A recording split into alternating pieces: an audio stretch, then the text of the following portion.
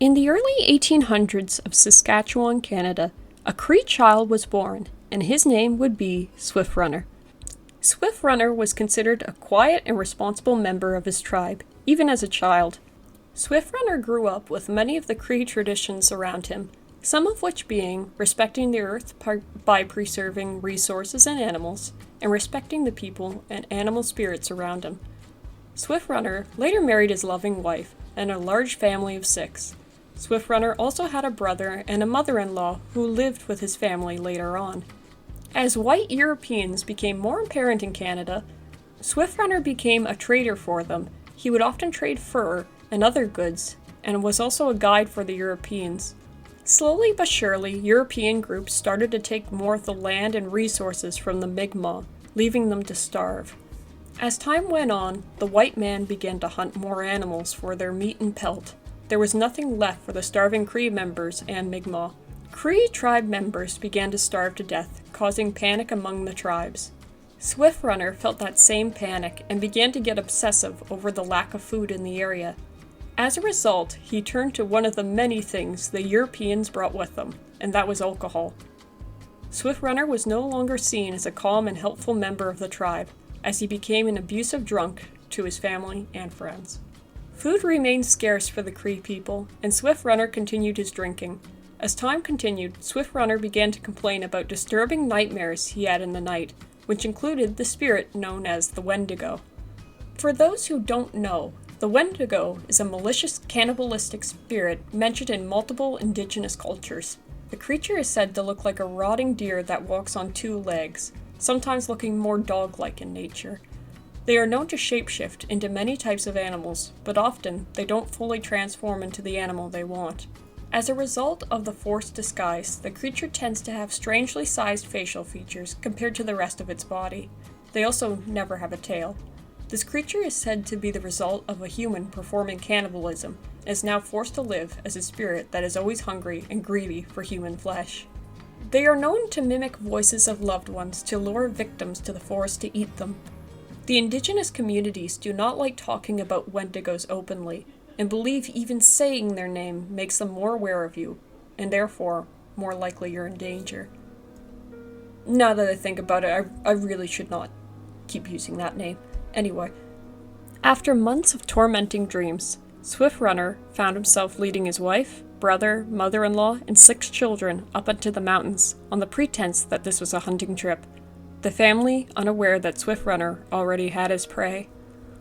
As the family set up camp and went to sleep for the night, Swift Runner murdered each family member one by one, using an axe and a shotgun. His loving family begged him to stop, but it was useless, as the heartless man hacked his wife and mother-in-law to death, along with some of his children, and shot his brother dead. Swift Runner had a lovely infant daughter who was not even a year old. Swift Runner grabbed the baby he was supposed to love and protect and hung her by the neck till she suffocated. Swift Runner let one of his sons live, only to force the child to participate in the violent acts. Swift Runner then began to skin and eat the family, cooking up their meat in a pot, while the horrified son watched in fear. The next day, Swift Runner went to hunt ducks with his son, which leads to the question why he ate his family if there were ducks. After the hunt, Swift Runner looked at his young son and decided he was going to eat him too, and shot the boy before cooking him up. After a while, Cree members started wondering what became of Swift Runner and his family, but over time, Swift Runner returned from the mountains, claiming his family had been killed by a bear. Cree members expressed their sympathy, but were very suspicious. Tribe members would mention how oddly Swift Runner was acting, especially when he would scream himself awake from the nightmares he'd been having recently. Finally, the tribe members and a few priests agreed that Swift Runner was hiding something, the day he allegedly attempted to lead some children into the woods. The Cree members and the priests went to the police and explained the situation. Police were just as suspicious of Swift Runner after they heard the story and began to investigate. At first, Swift Runner was quiet and refused to say anything, but police took him to the bar where Swift Runner began to drink, causing him to spill minor hints where his family might be located. Slowly, a couple officers and a few Cree guides followed Swift Runner up the mountain. He steadily began to retrace his steps back to his family's remains. When the small group came across the beaten camp, they were greeted by a horrific sight. Flesh had been skinned off each body part, completely clean of meat and the insides. Skulls and bones were littered everywhere around the small camp, along with the tiny skull of Swift Runner's infant daughter. On the side of the area was a pot full of human fat. Swift Runner peered emotionlessly at what was left of his family, and pointed at one of the skulls, stating it was his mother-in-law. He later mentioned, as a sick joke, that her skin had been tough. The police quickly arrested Swift Runner and brought him to the station, where he was later tried by a jury of white Europeans and some Cree members. Swift Runner claimed he was possessed by the Wendigo, and the spirit had taken him over to kill his family, also known as Wendigo psychosis. Wendigo psychosis is the strange and abrupt urge to crave human flesh. This is considered a culture-bound syndrome. Besides Swift Runner's case, there has not been another convicted person who ate another person's flesh who has used the idea of Wendigo psychosis. So take from that what you will.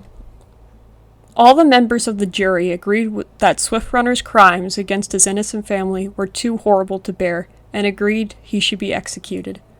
In jail, Swift Runner was offered a priest. Swift Runner refused to talk to the priest, saying, "The white man has ruined me. I doubt their God can help me." On December 20th, 1879, Swift Runner made his last walk to the gallows, offering to cut his neck with a tomahawk knife to save them the trouble. As Swift Runner was placed over the trapdoor with a noose firmly strapped around his neck, the cannibal apologized for his actions and took a moment to thank the prison guards for their kind treatment of him in prison. His final words were criticizing the executioner for making him stand in the cold for so long. It was then the trapdoor opened, and after a few minutes, Swift Runner stopped twitching and hung limp, much like his infant daughter had weeks ago.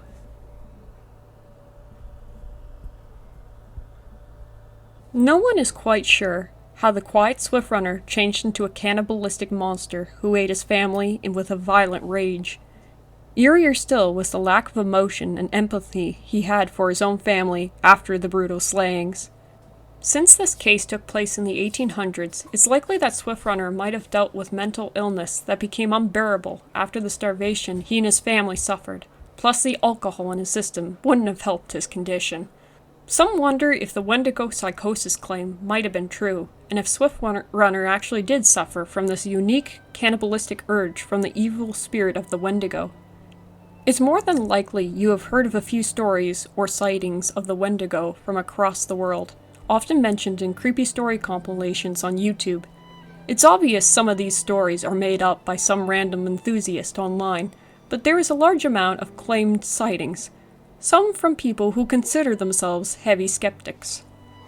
Plus, it's odd that indigenous groups from South America, Canada, the USA, and Australia have all mentioned a similar spirit to the Wendigo. It's strange that all these groups all have strikingly similar legends for an animal that is a myth, despite the long distances and environments.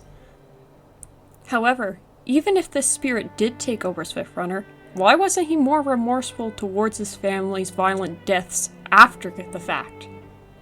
Why did he not turn himself in right after, if he was the responsible Swift Runner? On a side note, it's much more likely he suffered from mental illness that was also fueled by starvation, alcohol, and ill treatment by Europeans.